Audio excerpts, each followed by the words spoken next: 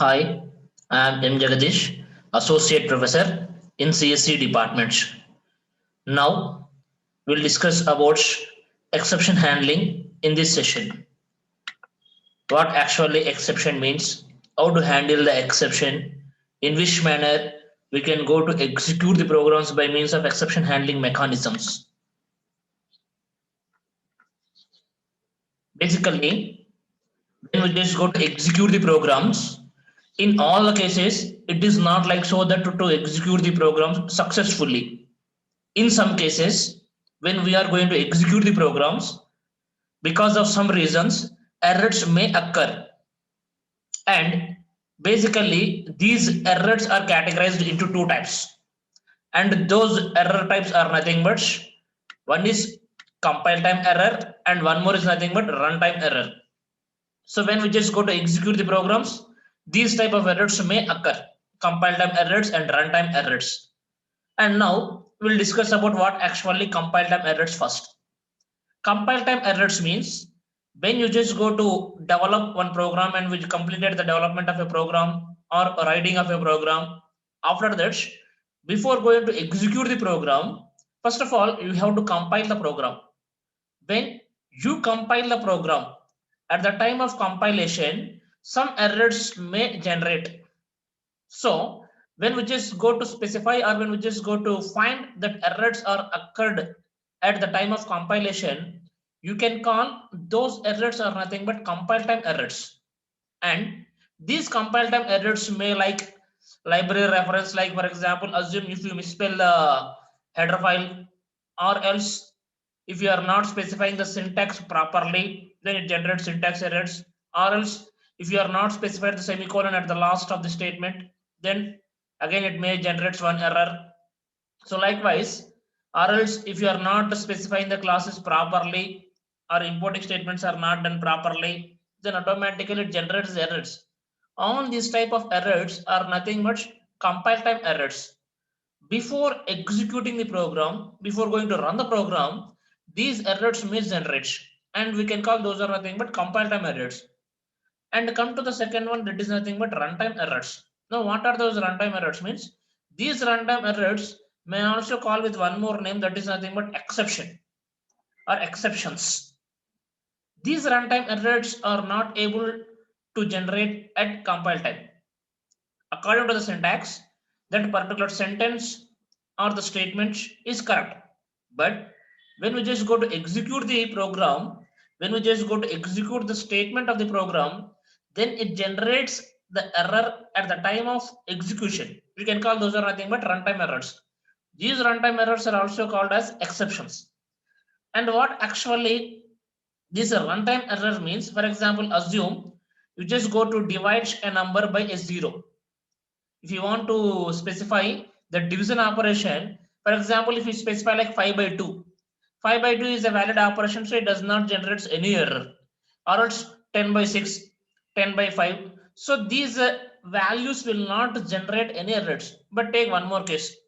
Now, if you want to divide a number by 0, like 10 by 0, 5 by 0, 2 by 0, any number by 0. If you go to specify a statement like divide a number by 0, at the time of compilation, this statement is successful. It will not show any error until unless when we just go to execute the statement.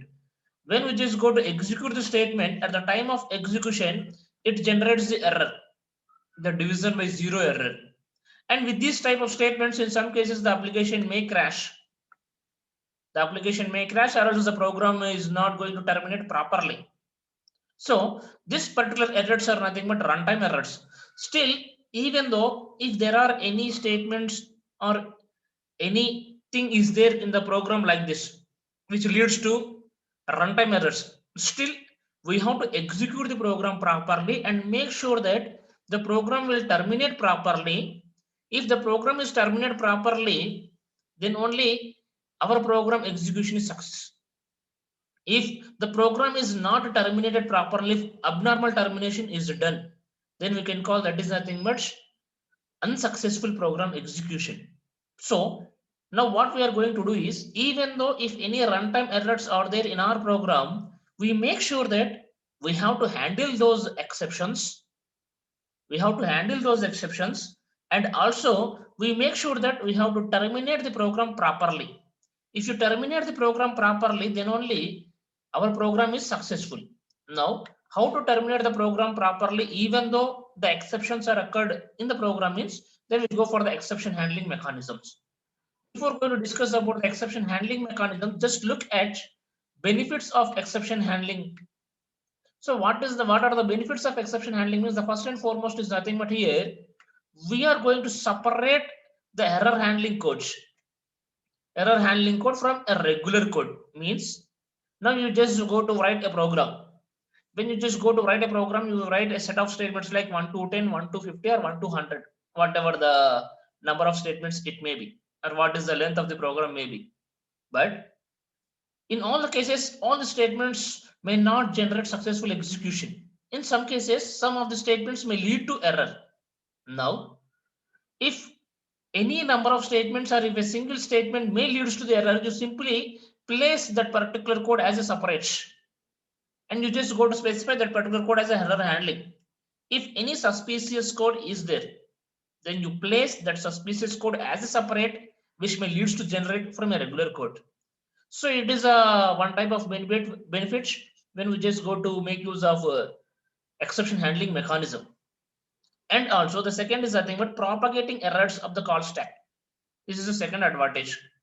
Now when we just go to specify the handling of exception, so when we just go to specify this particular one, the second is nothing but propagating errors by means of call stack. So by means of the stack methods, we just go to specify, we have the ability that the errors may propagate.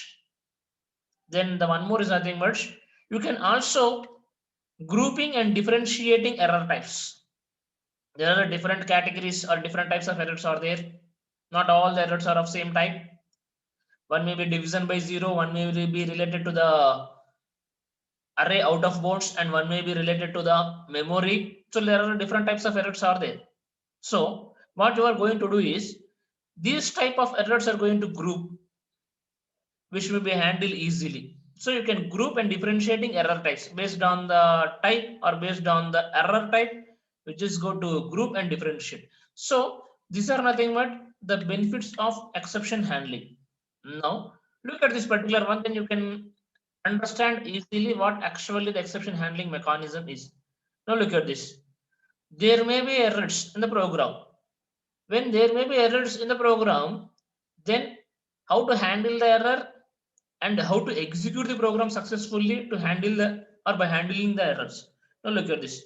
When we just go to handle the error, then definitely we have to use the terminology. Those are nothing but try, throw, and catch. Now observe clearly. It's a very common that all the programs may not generate successful execution. Some programs may generate exceptions. Even though it may generate the exception, then definitely those exceptions might be, those exceptions might is going to handle properly by means of this try, throw, and catch. If any exception will occurs, then those exceptions will be hit, and it is with throw, and at last that exception will be catch. Now what are all these things? Try, throw, catch that indicates. Now observe clearly in which manner these exceptions are going to handle. See, generally exception we already know, it is nothing but the one which is done when the program is under the execution. So when we just go to specify that particular exception handling, then we just go to specify what actually the usage of exception handling means. Whenever if the program components are going to generate the exceptions, then it is easy to handle or it is easy to process the exceptions by means of exception handling mechanism. And also it is very essential and useful when we are going to handle the large projects. And we can also remove the error handling codes from the exception from the main code by means of this exception handling. Now this exception handling is going to detect the error and throws that particular error in order to execute the program properly. Now Observe clearly in which manner it is going to handle that particular one means I already specified. We have to specify the try block. Now what actually the try block means? Try block is nothing but the one in which we have to place a code, and the two we have to place a suspicious code which may generate the errors. Assume if you have any doubts in the code, that code may generate the error, then you simply place that code in the try block. And once you place the code in the try block, if at all if error occurred, then definitely that error is going to handle by means of one more block, that is nothing but catch block. To handle the error, we just go to specify a set of statements which is going to handle the error properly in the catch block.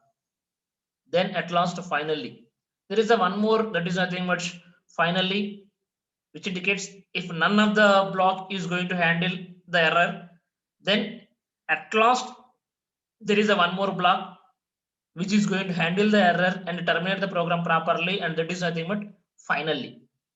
And look at this, when we just go to specify a try block, in the try block there is a special keyword named as throw. So this particular throws is nothing but the keyword which is used to throw the exception to the catch block.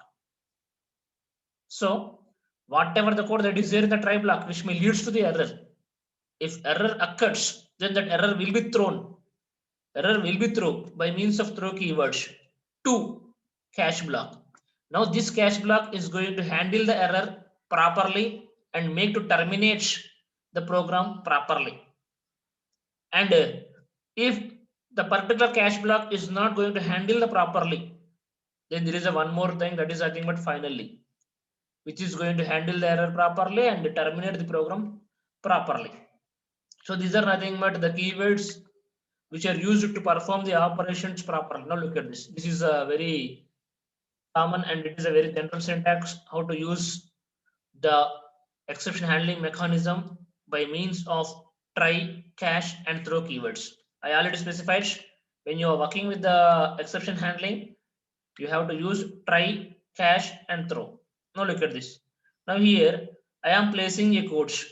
I am placing a code in the try block by means of the keyword try. Try, open brace, and it is associated with the close brace. In between, you have to specify a code which may leads to the error. And in this particular try itself, there is a one more keyword that is nothing but throw keywords.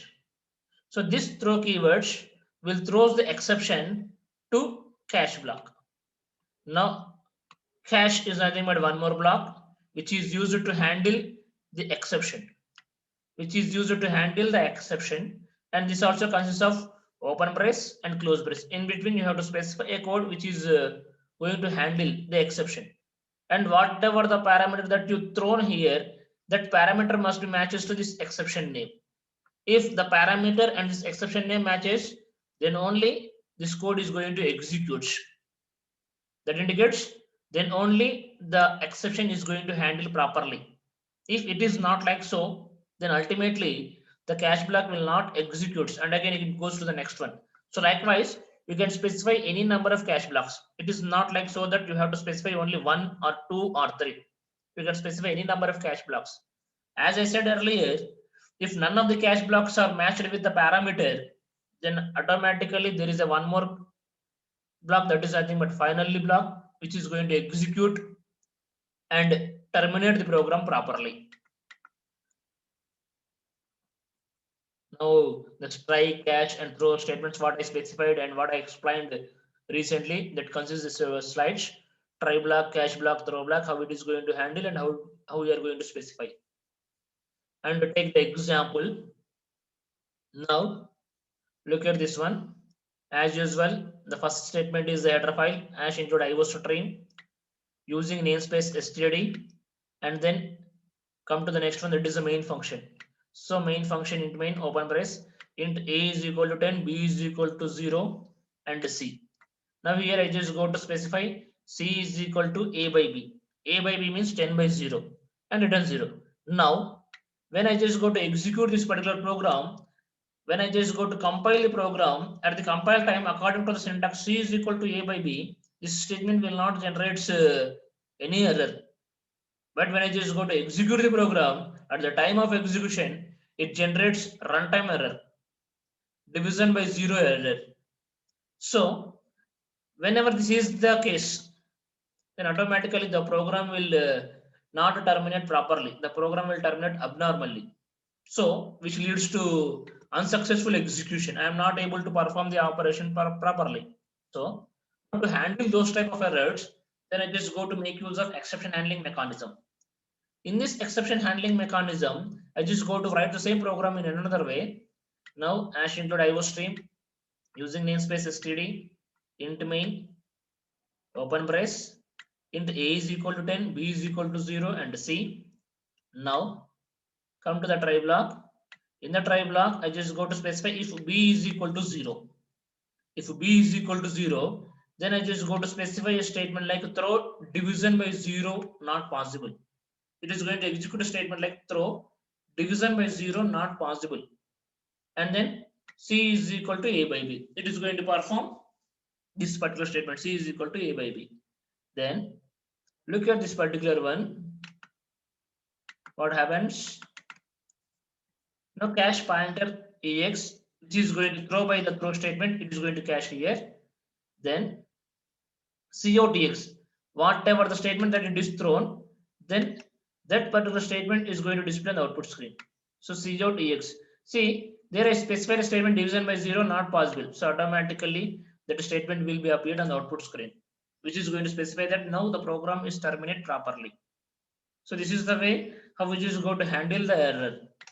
Even though if any errors are occurred at runtime. Now look at this exception thrown here. I just go to specify if at all if any error is occurred at the runtime, then we have to throw that exception, and that exception is going to handle at the exception handler. It is thrown and it is going to handle here in this exception handler. Now look at this statement. Now again, if it is not going to handle properly by the exception handler first time, if it is not matched with the throw statement, then it is going to handle by the next exception handler. So even if it is not, then again it is go to the next one. If nothing is there, the program is abandoned.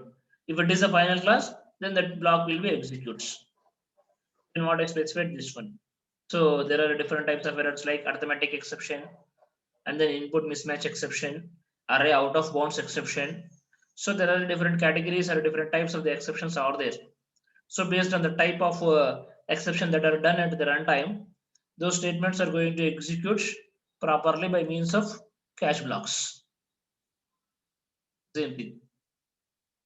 So we just go to use of try block and cache block and throw class. How we are going to use what I specified recently. So there are different exceptions are there. Those different exceptions will be thrown by throw block. And so when there are different types of exceptions, we just go to differentiate those by means of comma. And just go to the next one. Sequence of events, how we just go to specify.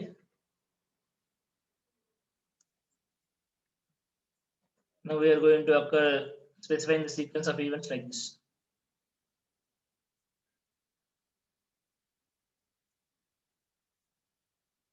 This is the way how it is going to specify the try, throw, and cache blocks. If throw is thrown a keyword, then it is going to specify that particular exception object by the cache block. If it is not matched, then it goes to the next one.